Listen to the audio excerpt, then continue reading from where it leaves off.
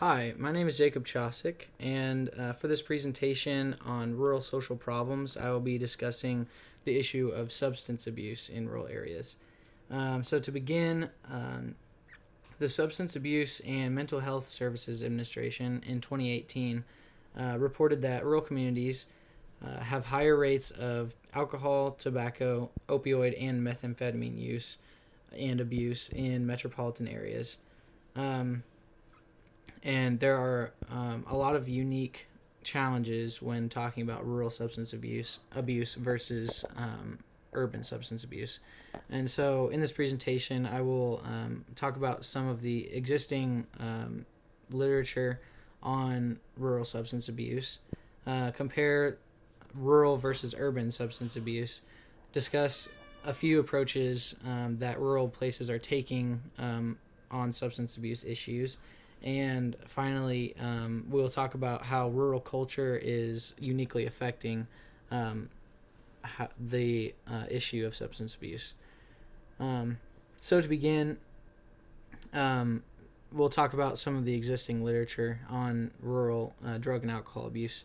So, in America, there are a total of over 22 million people that are estimated to have substance use disorders. Um, and um, Young and authors in 2015 suggest that rural people are more likely to abuse some specific substances, like I talked about earlier, like alcohol and methamphetamines and opioids, than in urban places. Lewis and authors in 2013 and Klosterman and O'Farrell in 2013 talk about how the close ties of families in rural areas in America are a great strength to them, but once substance abuse is involved, that strength could turn into something that even further complicates those family ties because they are so close. That Klosterman and O'Farrell talk about the interconnectedness of the drug and alcohol use and family system, and once things outside factors such as poverty or sickness of some kind become involved, that there's a cycle of substance use and family stress that each can trigger the other. Um, and so we'll talk about the biggest reason which rural areas see substance abuse as a major issue. It's not because rural areas and rural people are more prone to be addicted and to have addictive personalities per se, but it's simply that um, they rural areas have significantly less access to resources.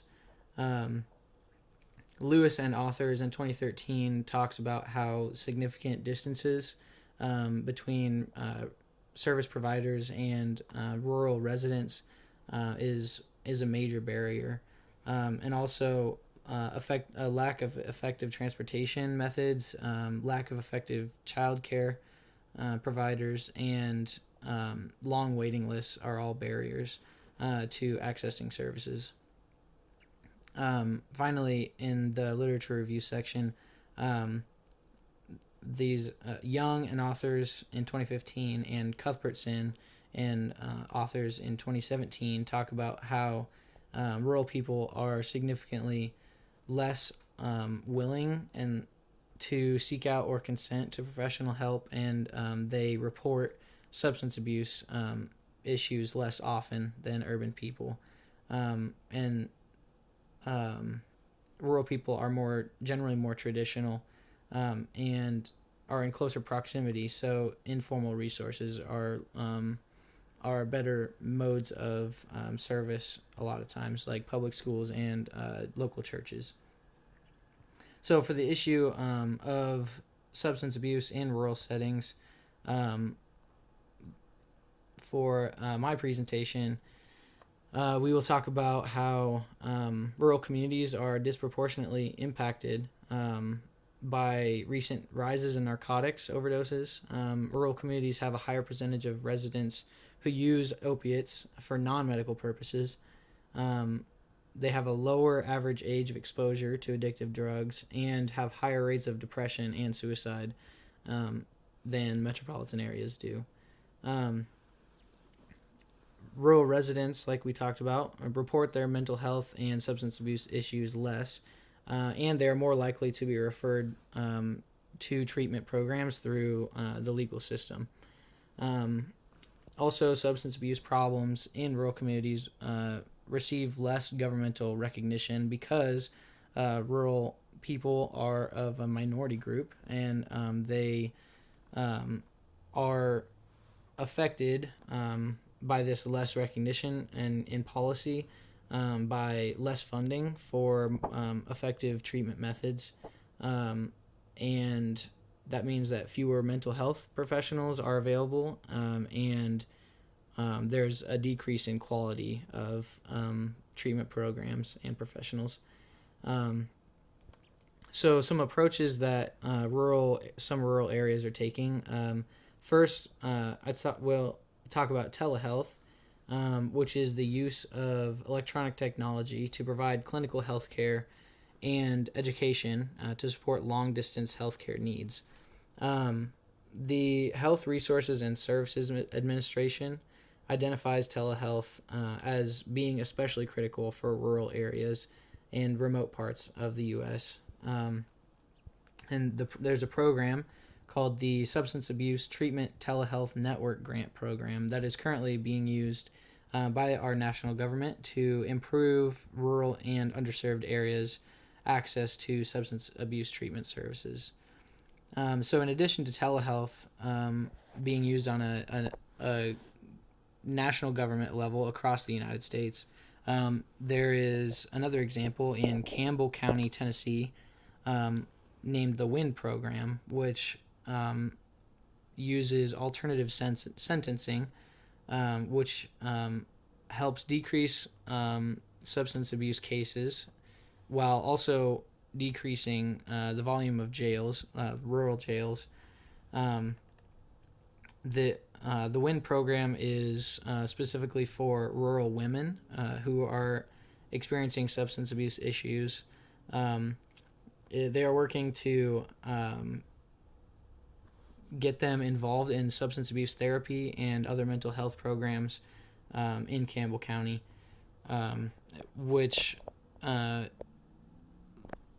will then interrupt that cycle of addiction because they're able to go back to their children and provide, and this program will help provide treatment to those people. So specifically, rural culture is more generally conservative, traditional, religious, and interpersonal or close relationships than in urban areas. There tend to be very strong opinions, and this can, depending on a child's influence from their parents, that can mean that a child is either more susceptible to substance use, or if parents were not drug or alcohol users, they can also be more completely abstinent than those in urban areas. So rural communities are more susceptible because of intense stigma in rural areas against seeking help and treatment. Fewer treatment options are available, a greater availability of drugs, and there is less opportunity within the justice system to receive rehabilitation referrals.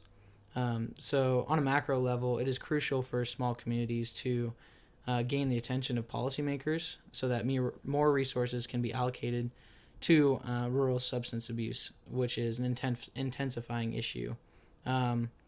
Preventative measures to decrease rural substance abuse should be taken, such as increased education on negative consequences, where to receive help, and education that decreases stigma against addiction and seeking help.